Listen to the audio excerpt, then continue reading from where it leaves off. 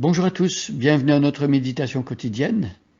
Nous sommes dans le psaume 34.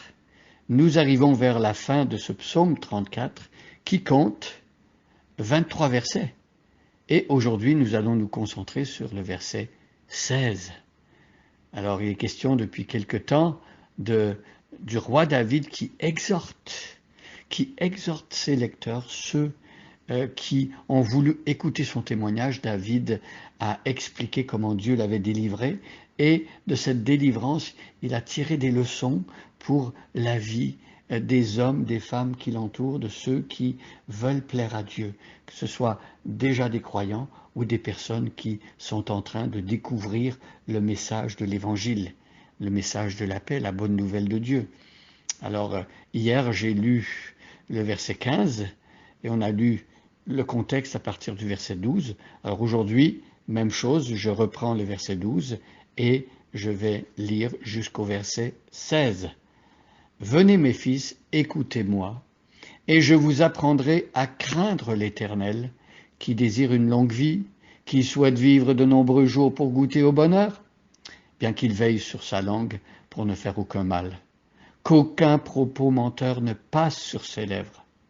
Détourne-toi du mal et fais ce qui est bien. Cherche la paix avec ténacité.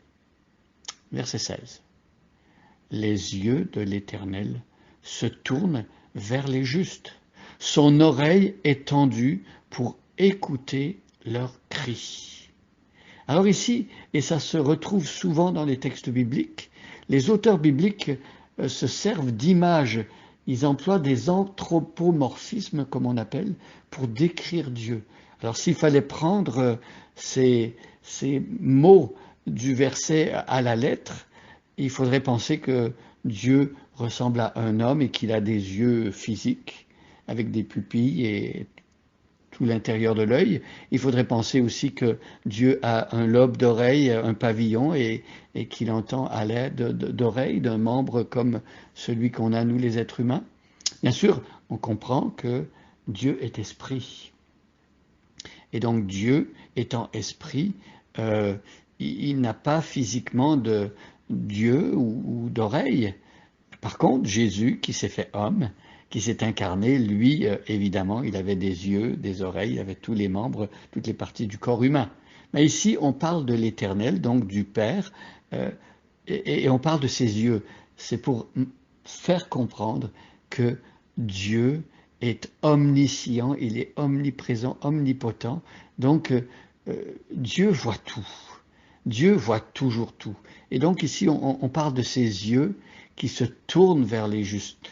Dieu sait ce qui se passe dans la vie des gens.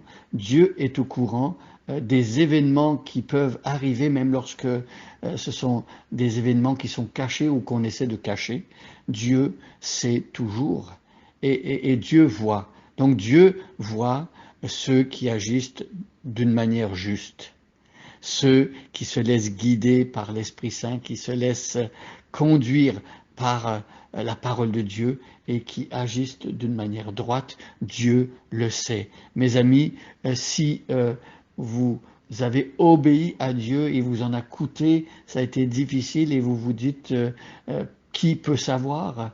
C'est entre vous et Dieu, c'est dans votre conscience, vous avez fait la chose qu'il fallait faire, eh bien, ne pensez pas que Dieu a loupé et que Dieu n'aurait pas vu ce qui s'est passé. Dieu voit ce qui se passe en tout temps et les yeux de l'Éternel se tournent vers les justes. Alors, qui sont ces justes? Ce ne sont pas des personnes qui, naturellement, sont meilleures que les autres ou, naturellement, n'auraient pas commis de faute. La Bible dit très clairement que tous ont péché et sont privés de la beauté glorieuse de Dieu. Donc, aucun être humain, de par lui-même et dans sa nature profonde, n'est juste. Un juste, c'est celui qui s'est laissé transformer par Dieu. Et c'est celui que Dieu déclare juste. Et la Bible dit que mon juste vivra par la foi. Alors, la personne qui est déclarée juste par Dieu, c'est celle qui fait confiance aux paroles de Dieu et notamment aux paroles que Dieu a prononcées eu égard à l'Évangile.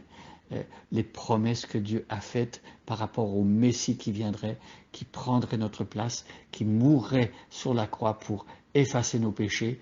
Et Dieu a promis que ceux qui placent leur confiance dans l'œuvre accomplie par Jésus-Christ, l'œuvre parfaite, eh bien, eux sont déclarés justes. Alors, les yeux de l'Éternel se tournent vers les justes.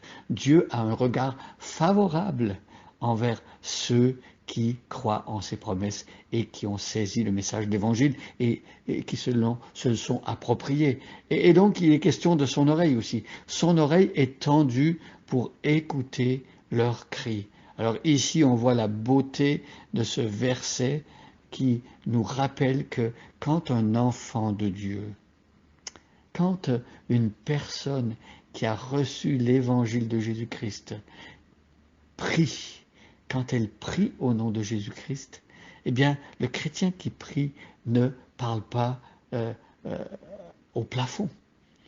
Sa prière ne s'arrête pas au plafond.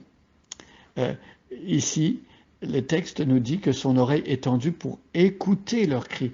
Dieu écoute les prières de ceux qui lui appartiennent.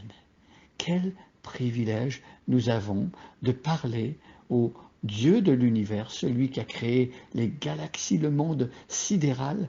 Nous pouvons lui parler et lui nous écoute. Alors parfois, on entend des personnes qui disent comme ça parce qu'ils parlent d'une manière humaine où ils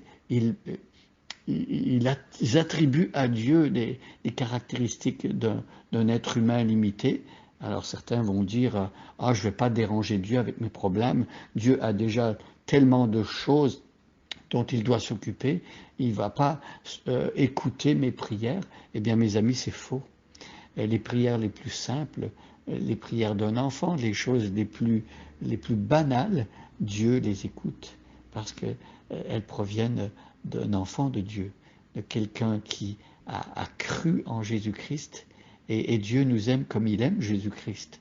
Donc on peut s'imaginer à l'échelle humaine, lorsque notre enfant dans la détresse nous parle, eh bien, même méchant comme nous sommes parfois, eh bien on veut l'écouter parce qu'on aime son enfant. Dieu aime ceux qui croient en Jésus-Christ et il écoute leurs cris. Son oreille est tendue pour écouter leurs cris. Aujourd'hui, mes amis, n'hésitez pas à parler à Dieu, mais passez toujours par Jésus-Christ. Jésus, c'est l'intermédiaire. C'est celui qui rend la communication avec Dieu possible. Alors, parlez à Dieu parce que Dieu entend. Parlez-lui au nom de Jésus-Christ et sachez que ce que vous vivez actuellement, que aucun être humain ne peut comprendre ni voir, Dieu le voit. Et si vous êtes son enfant, Dieu sait et il a compassion. Bonne journée à chacun et à chacune et soyez bénis.